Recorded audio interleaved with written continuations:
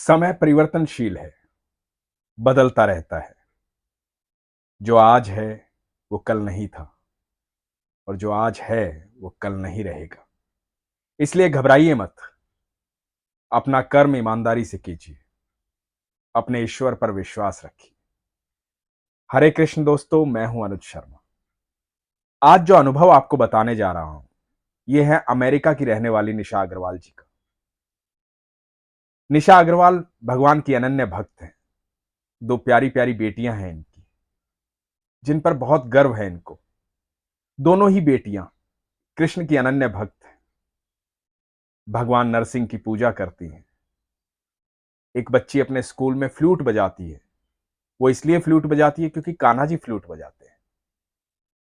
बहुत प्यारा सा परिवार है। निशा बताती हैं कि यह घटना न्यू जर्सी की है। जन्माष्टमी का दिन था। निशा की छुट्टी थी।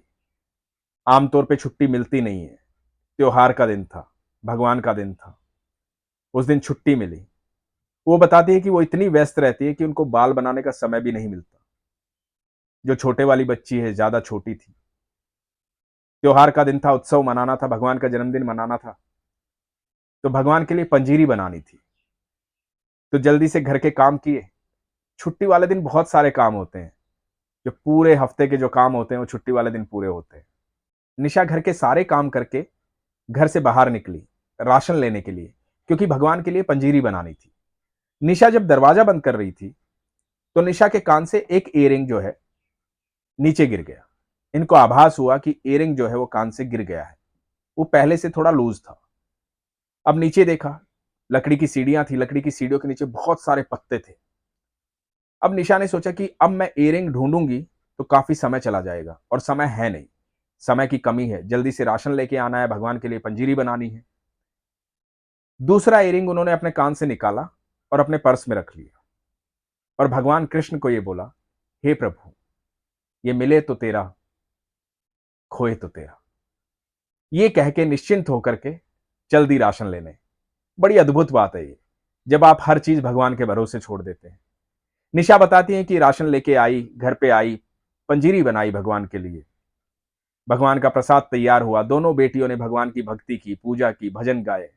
उत्सव मनाया गया। भगवान का जन्मोत्सव मनाया गया। जन्माष्टमी का दिन था। बहुत खुश थे सब।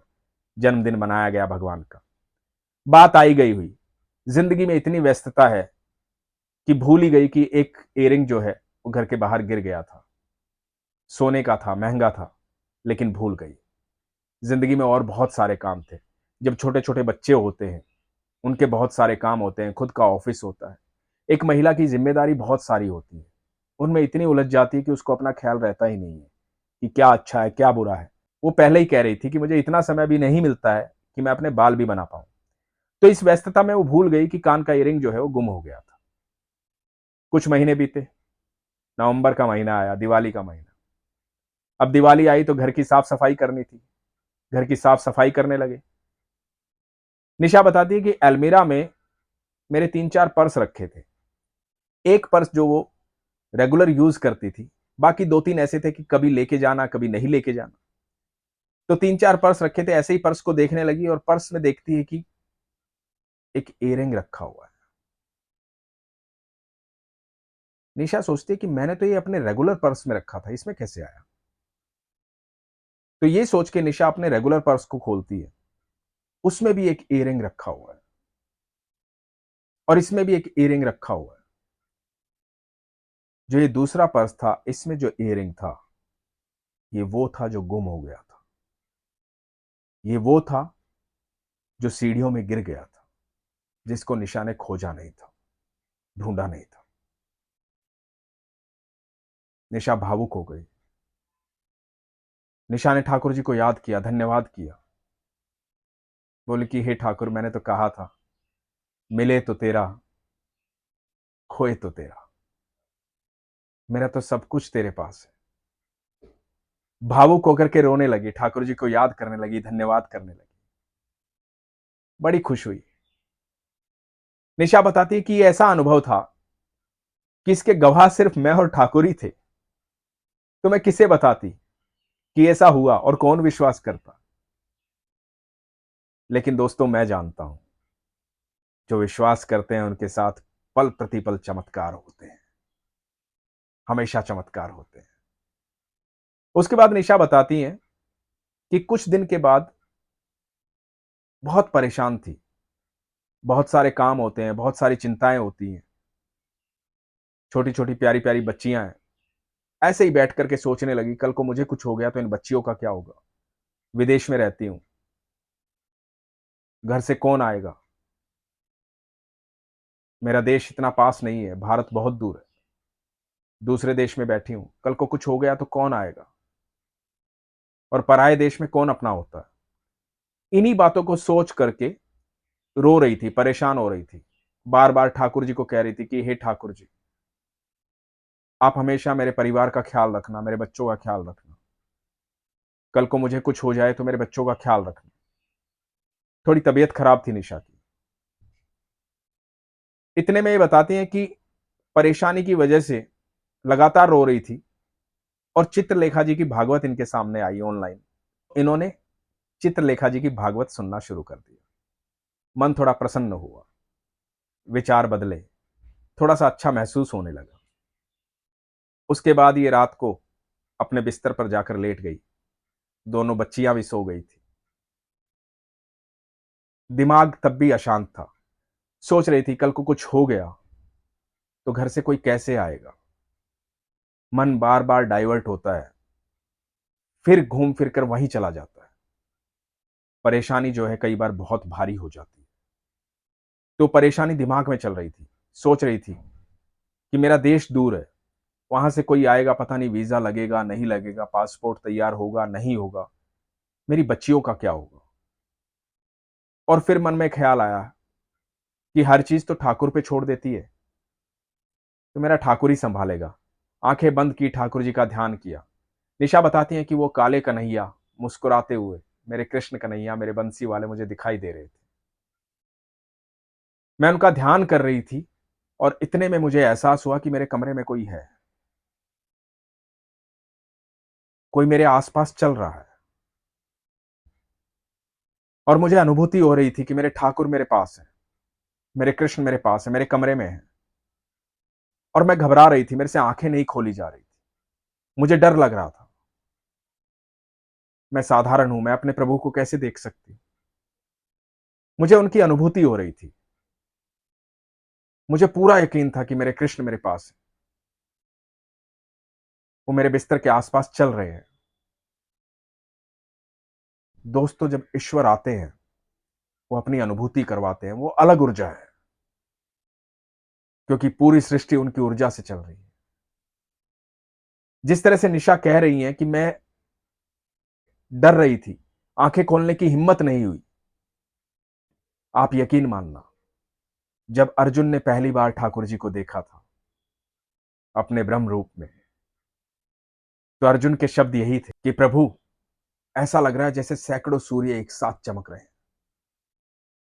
मैं आपका ये रूप देख नहीं सकता, मैं भयभीत हूं। मुझे मेरे साधारण कृष्ण से मिलना है, मेरे दोस्त से मिलना है। आप उसी तरह हो जाइए जैसे आप हैं, मैं नहीं देख सकता आपका ये रूप। तो ये सच है, वो तो अर्जुन थे, वो घबरा गए थे। यहां तो निशा है, साधारण है, मनुष्य है। तो निशा घबरा गई। निशा ने आंखें बंद करके भगवान से सिर्फ यही कहा कि प्रभु, जिस तरह से सूरदास ने आपको महसूस किया था, महाकवि सूरदास जी ने बिना नेत्रों के आपके दर्शन किए थे, मैं भी आपके दर्शन इसी तरह से पा रही हूं प्रभु। आपकी अनुभूति है मुझे, आपका एहसास है मुझे।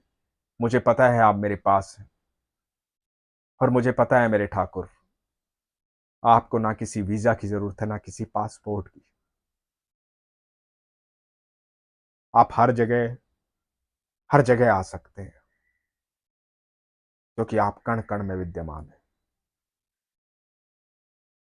ऐसा विश्वास और ऐसा प्रेम जब होता है, तो ठाकुर साक्षात आपसे मिलने आते हैं, ठाकुर आपके पास रहते हैं। निशा का यह प्रेम अद्भुत है। निशा कहती है कि मैं हमेशा यही चाहती हूं, दुनिया का जो माहौल है, दुनिया में जिस तरह के लोग हैं, मुझे पता है कि मेरी बेटियों की सुरक्षा के लिए मेरा ठाकुर हमेशा उनके साथ खड़ा। निशा कहती हैं कि उस दिन के बाद मैं हर चीज के लिए निश्चिंत हो गई। मुझे अब डर नहीं लगता। मैं भयभीत नहीं हूं। मैं घबराती नहीं हूं, क्योंकि मुझे पता है मेरे ठाकुर मेरे पास है, मेरे कृष्ण मेरे पास है, मेरे साथ रहते हैं। दोस्तों, एक वही है जो 7 समुंदर पार जा सकता है पल भर में। एक वही है जो कभी भी कहीं भी आ सकता है पल भर में। एक वही है, जब कोई साथ नहीं होता तो वही साथ होता है। एक वही है, उसे जितना जल्दी अपना साथी बना लोगे, जितना जल्दी मान लोगे, जितना जल्दी विश्वास कर लोगे, जीवन उतना सुगम और सरल हो जाएगा। निशा ने मान लिया है कि ईश्वर उनके साथ है। मैं ईश्वर से प्रार्थना करता हूं कि ईश्वर, हे मेरे ठाकुर, हमेशा निशा की दोनों बच्चियों को खुश रखना, निशा को खुश रखना, उसके परिवार में हमेशा खुशियां देना, समृद्धि देना, ऐसी होनहार बच्चियां होना। हमारे देश से दूसरे देश में जाकर के वहां संस्कार बनाए रखना आसान काम नहीं है। निशा, आप जो कर रही हैं वो बहुत अच्छा कर रही हैं। ईश्वर आपके साथ हमेशा इसी तरह से बने रहेंगे, क्योंकि आपका विश्वास मजबूत है। मैं आप सबसे भी कहता हूं कि अपने विश्वास को मजबूत रखिए, अपना ख्याल रखिए। हरे कृष्ण।